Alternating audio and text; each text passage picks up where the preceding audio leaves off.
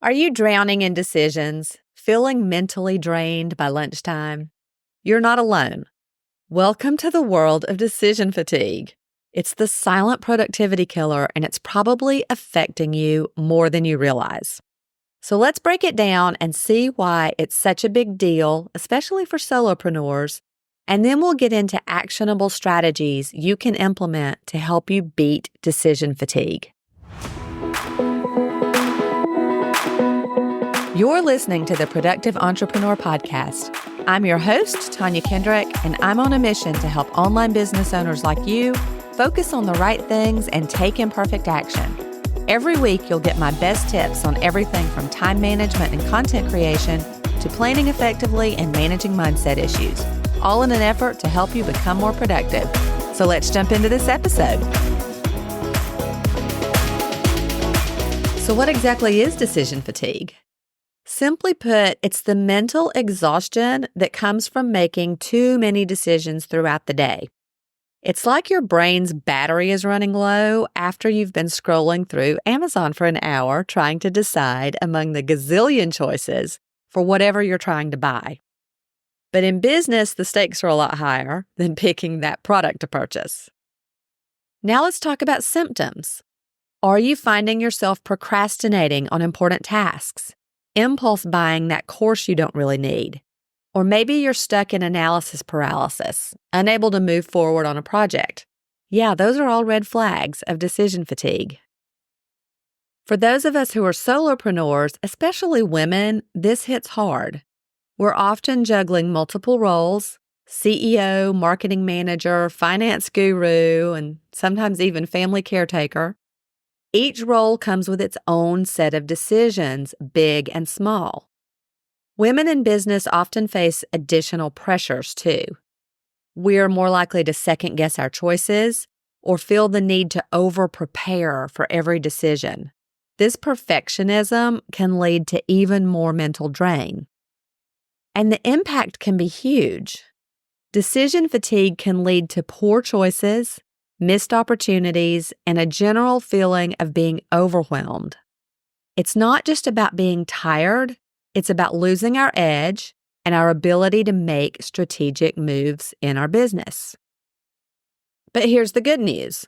Once you recognize what's happening, you can take steps to manage it. And that's exactly what we're going to get into in this episode. We'll explore practical strategies to beat decision fatigue and keep your business momentum going strong. Remember, your mental energy is one of your most valuable business assets. It's time to protect it and use it for your highest and best purposes. Now that we've got a handle on what decision fatigue is, let's take a quick peek into the science behind it. Understanding the why can really help us tackle the how when it comes to managing this challenge. First up, let's talk about cognitive load. This is basically the amount of mental effort your brain is using at any given time. Think of your brain like a computer. It's got a certain amount of processing power. And when you're making decisions, you're using up some of that power. The more decisions you make, the more that power gets drained. Here's where it gets interesting, I think, anyway. Research shows that our brains don't really distinguish between big and small decisions. Choosing what to have for breakfast can take up just as much mental energy as deciding on a new business strategy. It's all about the number of decisions, not necessarily their importance. And I'll drop a link in the show notes to an article by a neuroscientist at Columbia University who talks more about this phenomenon. Here's another example.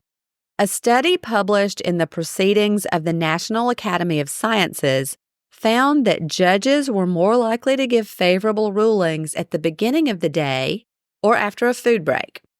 As the day wore on and they made more decisions, the likelihood of a favorable ruling dropped significantly. And I'll drop a link to that study in the show notes as well. So what does this mean for us as entrepreneurs? Well, it suggests that the quality of our decisions can decline as we make more of them throughout the day. This isn't because we're getting lazy or careless. It's simply how our brains are wired. Understanding this science gives us power. It means we can structure our days and our decision-making processes to work with our brains, not against them. And while I don't think we can eliminate decision fatigue altogether, that's not realistic, we can definitely learn to manage it better and keep our mental energy focused on what really matters in our businesses. All right, let's get into recognizing the signs of decision fatigue. This is important because once you know the signs, you can start spotting them in your own life and your own business. So here are some common indicators that you might be experiencing decision fatigue. 1, procrastination. You find yourself putting off important tasks or decisions. That big project? Suddenly organizing your desk seems way more appealing. 2, impulsiveness. You're making snap decisions without thinking them through. Maybe you've signed up for another course that you don't really need, or made a hasty business decision that you later regret. I have so been there and done that. 3, avoidance. You actively avoid making decisions. That email about a new potential collaboration, it's been sitting in your inbox for days. 4, analysis paralysis. You're overthinking every little choice and you're unable to move forward.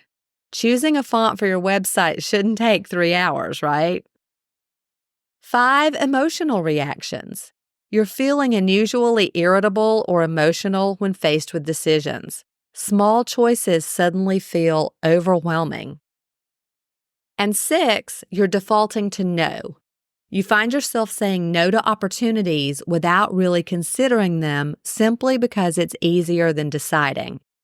Or the flip side, you're saying yes too quickly without thinking it through and then regretting that decision. Let me give you a personal example. A few years ago, I was working on launching a new product. Launching was still fairly new to me at the time. I'd spent weeks planning and creating, and as the launch day approached, I found myself drowning in decisions. What price should I set? Which email subject line should I use? Should I include an early bird offer? And then one evening, after staring at my computer for hours, I realized I'd spent 45 minutes trying to decide what to have for dinner. I'd spent so much mental energy making business decisions that I couldn't even decide between pizza or salad. Another time, I noticed decision fatigue creeping in when I kept putting off scheduling my content for the month. Every time I sat down to plan, I'd find myself scrolling social media instead. It wasn't that I didn't want to do the work, my brain was just tired of making choices. Here's the thing. Recognizing these signs is a huge step forward. It means you can start taking action to manage your mental energy more effectively. For example, after my product launch experience, I created a launch workflow template. I have it in Asana. Now, instead of making every decision from scratch every time, I have a framework to follow. Systems like this help you be intentional about using your mental resources. Just keep in mind that experiencing decision fatigue doesn't mean you're failing or doing something wrong. It's a normal part of being a business owner. The key is to recognize it and have strategies to deal with it. And on that note, let's talk about some strategies to manage decision fatigue. This is where we get into the nitty-gritty of how to tackle this issue. First up, let's talk about simplifying routines.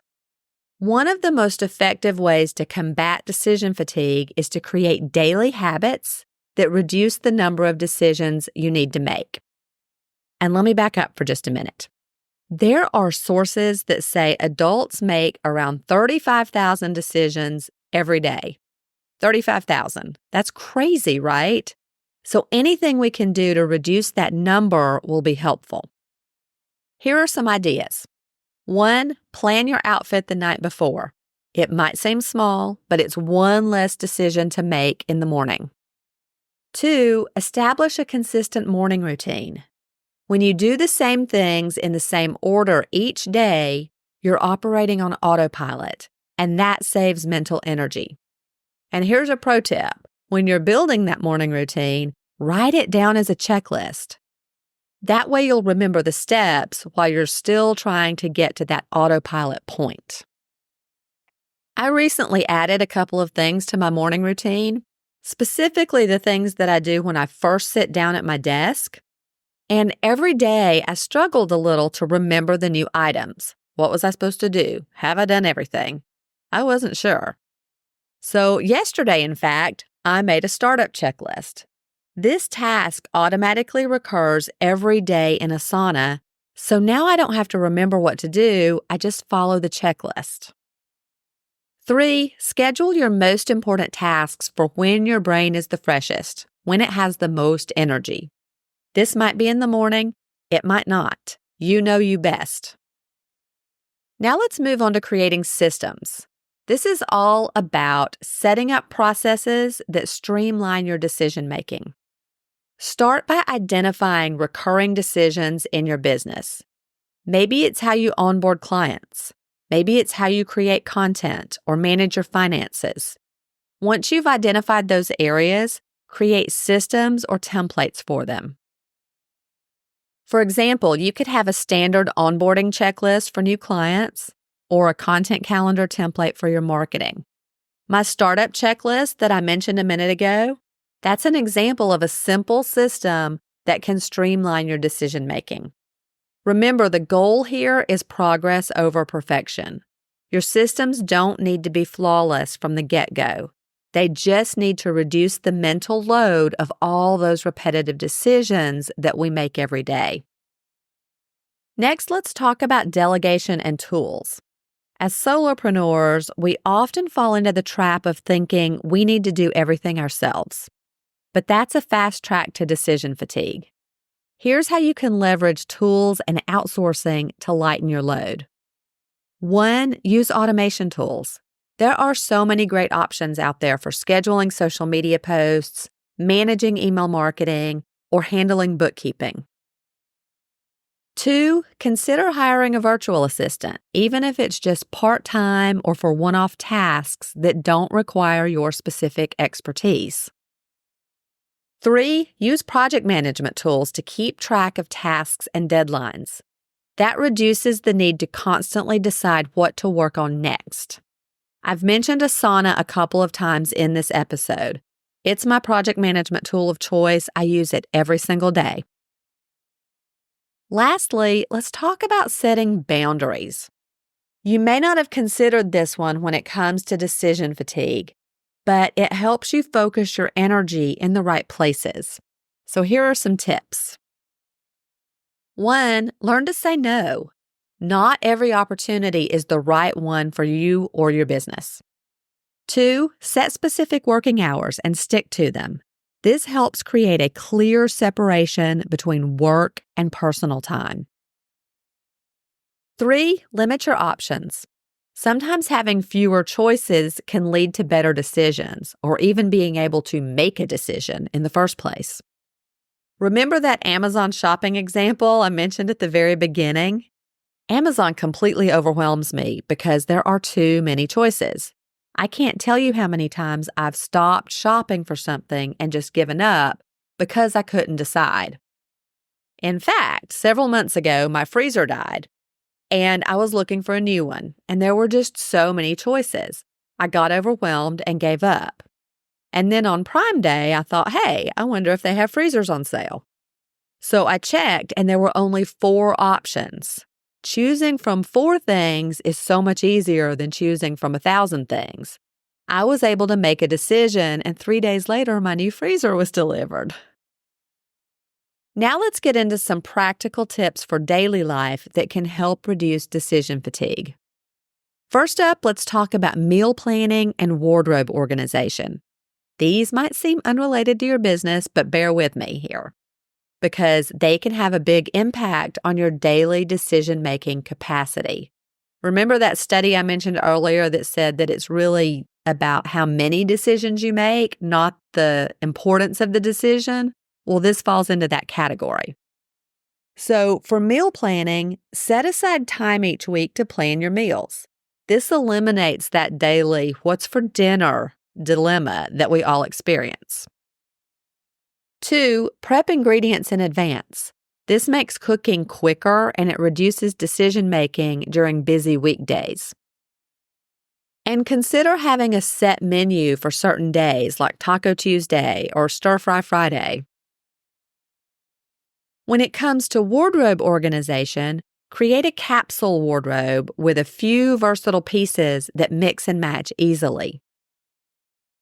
And organize your closet by outfit type or color to make selection easier.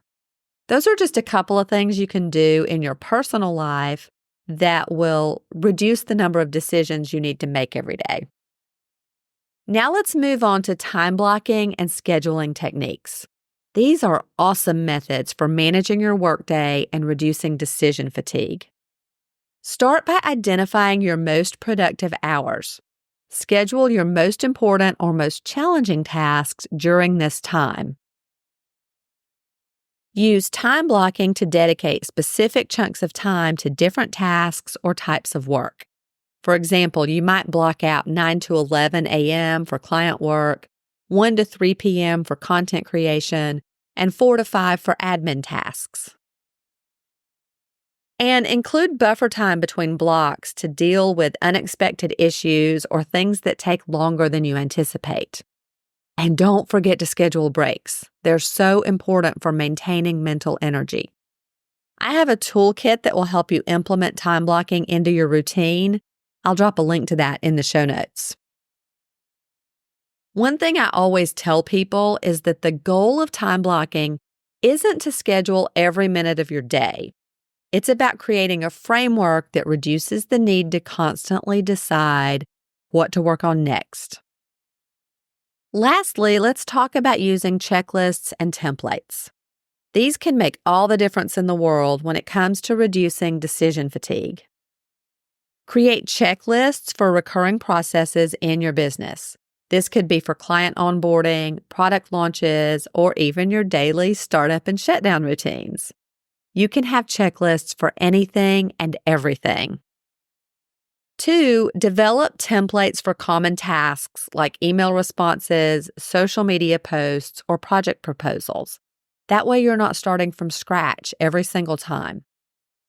And use a project management tool like Asana to create task templates for recurring projects. I use templates for everything, whether it's a project or workflow, Canva templates for all my graphics. I even have a show notes template for the podcast. You name it, and I probably have a template for it. Implementing these strategies might take some upfront time and effort, but trust me, it's worth it. The mental energy you'll save can be redirected to growing your business, being more creative, or just enjoying some more downtime. All right, let's wrap up by recapping the top 3 takeaways from this episode. 1, recognize and understand decision fatigue. Being aware of what decision fatigue is and how it manifests, things like procrastination, impulsiveness, avoidance, that's the first step in combating it. When you understand that your mental energy is a finite resource that depletes throughout the day, you can prioritize and structure your decision-making more effectively. 2, simplify and systemize. Reduce the number of daily decisions that you make by simplifying routines and creating systems. This includes strategies like planning outfits and meals in advance, establishing consistent daily routines, and developing templates and checklists for recurring business processes. These practices free up mental energy for more important decisions. 3, strategically manage your energy. Utilize techniques like time blocking, delegating tasks, and setting clear boundaries to manage your mental energy more effectively. This involves scheduling important tasks during your peak mental hours, using tools and outsourcing to lighten your load, and learning to say no to preserve your decision-making capacity for what matters most to you in your business. Start by choosing just one strategy that we talked about in this episode. Pick the one that resonates most with you and implement it this week. As you get comfortable, gradually add more. Keep in mind that what works best will likely vary from person to person, so test things out and see what works for you. All right, friends, that's it for today's episode of the Productive Entrepreneur Podcast. Thanks so much for joining me today. Head on over to TanyaKendrick.com/16 to view the show notes. You'll find links to all the resources mentioned. And if you enjoyed this episode, it would mean so much to me if you'd take a moment to leave a rating and review. Have a great day. And before you go, if you like what you hear on the Productive Entrepreneur Podcast, then come check out the Organized Business Toolbox. It's my monthly membership for solo entrepreneurs who want to feel in control and take imperfect action to move their businesses forward. When you join, you'll get instant access to the Training and Resource Vault, and a new toolbox or course drops every month. Plus, we have monthly Voxer office hours where you can privately ask me questions and get my direct feedback. If that sounds like something you need, the link is in the show notes, or visit TanyaKendrick.com, and I'll see you on the inside.